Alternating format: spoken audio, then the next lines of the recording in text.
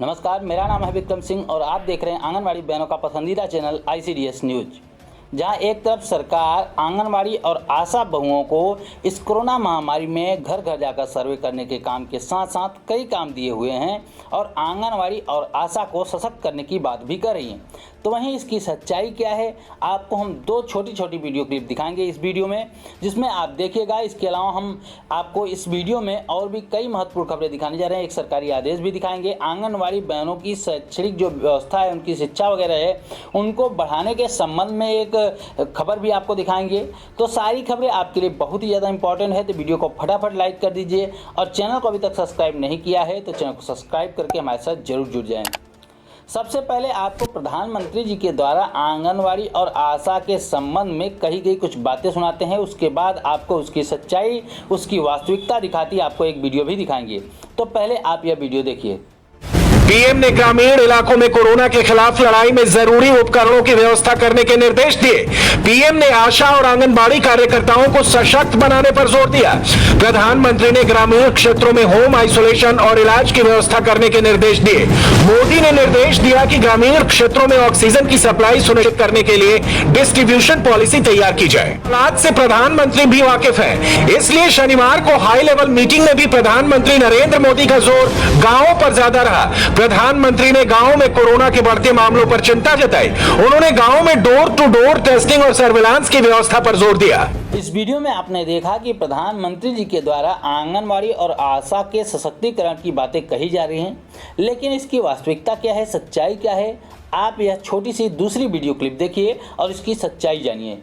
स्वास्थ्य विभाग और जनता के बीच की सबसे मजबूत कड़ी आशा होती है और उस आशा को जिला प्रशासन ने फरमान तो सुना दिया। स्वास्थ्य विभाग ने ये तो कह दिया कि आप गांव-गांव जाके सर्वे करिए, किसके घर में किसको बुखार आ रहा है उसकी सूची बनाइए, उनका टेस्ट कराइए, उनको दवाएं पहुंचाइए, लेकिन उस आशा के स्वास्थ्य के प्रति विभाग ना तो चिंतित है और ना ही जिला प्रशासन चिंतित है।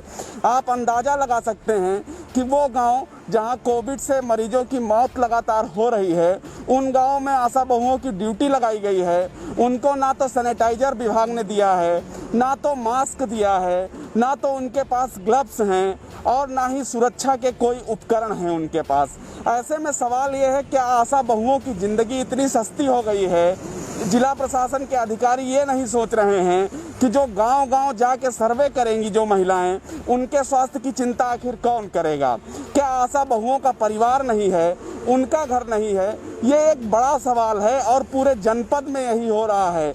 निगरानी समितियों को सक्रिय तो कर दिया गया है, अधिकारी ऊपर तक रिपोर्ट भेज रहे हैं कि हमारे यहाँ निगरानी समितियाँ सक्रिय हैं, लेकिन निगरानी समितियाँ कितना काम कर रही हैं, कैसे काम कर रही हैं, ये दर्द ना तो कोई अधिकारी सुन रहा है और ना ही स्वास्थ्य विभाग सुन रहा है। समस्याएं आ रही हैं, जैसे आशाओं को काम में लगाया जाता है हम लोग सर्वे के लिए, तो सर्वे करती है, संगी संगनी भ्रमण करें, आशा भ्रमण करें, इनके सेफ्टी के लिए ना सैनिटाइजर है, ना ग्लव्स है, ना मास्क है।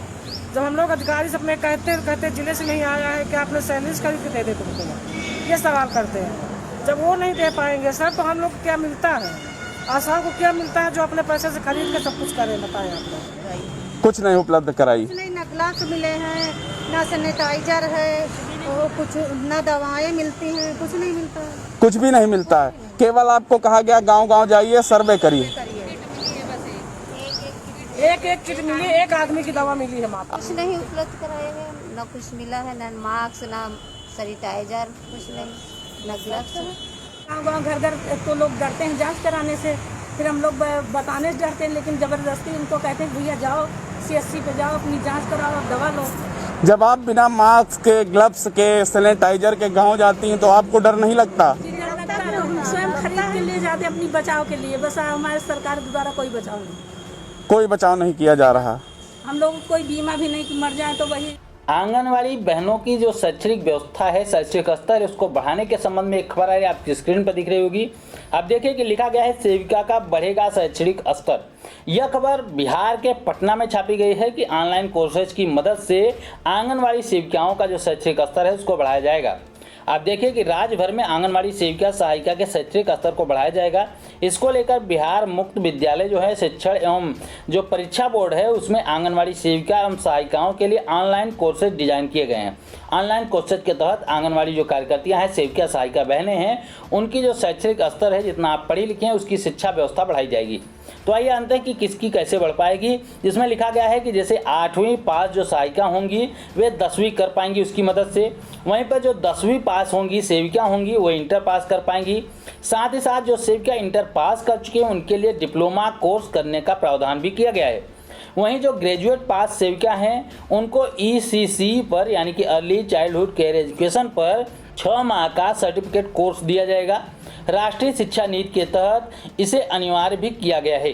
सरकार सेविकाओं को डिप्लोमा सर्टिफिकेट कोर्स कराने के लिए पूरा खर्च वहन करेगी। इसका पूरा जो खर्चा आएगा सरकार वहन करेगी। इस पाठ्यक्रम में निबंधन नामांकन के लिए संबंधित बाल विकास परियोजना पदाधिकारी यानी कि CDPO कार्यालय से ऑनलाइन फॉर्म भरा जाएगा। राष्ट्रीय शिक्षा नीति 2020 के आलोक में सभी आंगनवाड़ी सेविकाओं को प्रारंभिक बाल्यावस्था की देखभाल एवं शिक्षा विषय पर सर्टिफिकेट डिप्लोमा कोर्स अनिवार्य है। ये सारी चीज़ें दी जाएंगी। यानी कि आप लोगों को इतनी बात जाननी है, बिहार में यह खबर छपी है। बिहार की बहनों को समझना चाहिए कि बिहार में आप लोग अपनी शैक्षणिक योग्यता को बढ़ा सकती हैं ऑनलाइन कोर्सेज की मदद से। उसके अलावा जो बहनें ग्रेजुएट हैं यानी कि BA या फिर BSc हैं तो वो ECC के तहत डिप्लोमा कोर्स ले सकते हैं। ECC के तहत डिप्लोमा कोर्स आपको कैसे लेना है, इसके लिए आपको जो CDPO ऑफिस है वहाँ पर जाकर आपको CDPO से ऑनलाइन फॉर्म भरवाने हैं वहाँ पर। उसके बाद ही आप ECC की ट्रेनिंग वगैरह लेकर डिप्लोमा वगैरह ले सकती हैं। तो उम्मीद करता हूँ कि ये पूरी बात आपको समझ में आ चुकी है कि किस प्रकार से किसकी जो शैक्षणिक योग्यता कितनी बढ़ाई जा सकती है। तो ये खबर अच्छी है। अच्छी खबर है कि आंगनवाड़ी बहनों की व्यवस्था के लिए, शैक्षिक व्यवस्था के लिए कुछ बातें कही जा रही हैं, लेकिन साथ ही साथ इस व्यवस्था के बाद आंगनवाड़ी कार्यकर्तियों को थोड़ा सा आगे अगर बढ़ा देते, प्रमोट कर देंगे तो ज़्यादा बेटर होगा। उनके मानदेय में बढ़ोतरी भी कर दी जाए तो और भी बेहतर हो जाएगा। आपको यह खबर कैसी लगी हमें कमेंट में ज़रूर बताइएगा। मध्य प्रदेश से एक बहुत ही महत्वपूर्ण लेटर आ रहा है। सभी आंगनवाड़ी बहनों की इसके बारे में जानकारी होनी चाहिए, भले ही किसी राज्य से हो। तो इस लेटर को ध्यान से समझिएगा। मध्य प्रदेश से लेटर आ रहा है, आपकी स्क्रीन पर दिख रहा होगा। देखिए कि कार्यालय कलेक्टर जिला छतरपुर मध्य प्रदेश दिनांक 15/5/2021 को लेटर लिखा गया है। समस्त अनुभागीय दंडाधिकारी जिला छतरपुर को लेटर लिखा गया है। इसका विषय आप देखिए कि कोरोना में मृत्यु हुए परिवारों को सहायक राशि, पेंशन, ऋण दिलवाने के बाबत में लेटर है। इसके बारे में पूरी खबर के बारे में, पूरे लेटर के बारे में आंगनवाड़ी बहनों को जानकारी होना जरूरी है, क्योंकि कहीं ना कहीं आपको इसकी जिम्मेदारी दी जाएगी। इसका जो डाटा कलेक्ट करने की जिम्मेदारी होगी कहीं ना कहीं आपके ऊपर आएगी या फिर आशा बहुओं के ऊपर आएगी। तो इसलिए आपको जानना जरूरी है। तो आइए जानते हैं कि क्या लिखा गया इस लेटर में। लिखा गया है कि विषयांतर्गत माननीय मुख्यमंत्री महोदय मध्य प्रदेश शासन भोपाल के द्वारा दिनांक 14/5/2021 को आयोजित वीडियो कॉन्फ्रेंसिंग में निर्देश दिया गया है कि ऐसे परिवारों के मुखिया की मृत्यु जिनके किसको लाभ मिलेगा, इसका लाभ जो मिलेगा पेंशन वगैरह की किसे किसे मिलेगा, इस बात को आप लोग ध्यान से सुनिए। देखिए लिखा गया है कि ऐसे परिवार जिनके मुखिया की मृत्यु कोरोना बीमारी के कारण हाल ही में हुई है और उनके परिवार में बच्चों एवं पत्नी के अलावा निराश्रित माता पिता के अलावा कोई शेष नहीं है, ऐसे परिवार को 5,000 रुपये मासिक पेंशन, निःशुल्क राशन एवं बच्चों की पढ़ाई की फीस बिना ब्याज के दिलवाए जाने के संबंध में निर्देश दिए गए हैं।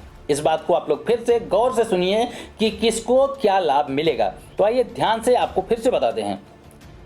लिखा गया है कि ऐसे परिवारों जिनके मुखिया की मृत्यु कोरोना बीमारी के कारण हाल ही में हुई है, उनके परिवार में बच्चों एवं पत्नी के अलावा निराश्रित माता पिता के अलावा कोई शेष नहीं है, तो ऐसे परिवारों को 5,000 रुपये मासिक पेंशन, निःशुल्क राशन एवं बच्चों की पढ़ाई की जो फीस है बिना ब्याज का ऋण दिलवाने के निर्देश में है। बच्चों की जो पढ़ाई का फीस हो इसके अलावा बिना ब्याज के ऋण भी दिलवाया जाएगा। इसके लिए लाभ दिया जाएगा किन परिवारों को, जिनके परिवार में जो निराश्रित हो चुके हैं, बच्चे वगैरह माता के अलावा कोई भी बचा नहीं है, तो उनके परिवार में जिनकी मृत्यु कोरोना की वजह से हुई है।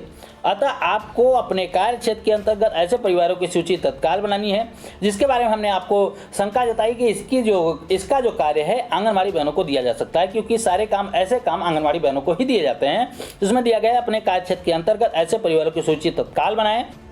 उनके परिवार की मुखिया की मृत्यु हो जाने के कारण परिवार में विधवा पत्नी एवं नाबालिग बच्चों के अलावा कोई शेष नहीं है, उसकी सूची शीघ्र भेजना सुनिश्चित किया जाए। यानी कि किसी जो परिजन है, परिवार का गार्जियन है, वो खत्म हो चुका है, उसमें एक विधवा माता हो और नाबालिग बच्चे होंगे, उन्हीं के परिवार को, उन्हीं के घर को यह लाभ मिल पाएगा। इनके अलावा और किसी को नहीं दिया जाएगा और मृत्यु जो हुई है कोरोना के कारण हाल ही में होनी चाहिए।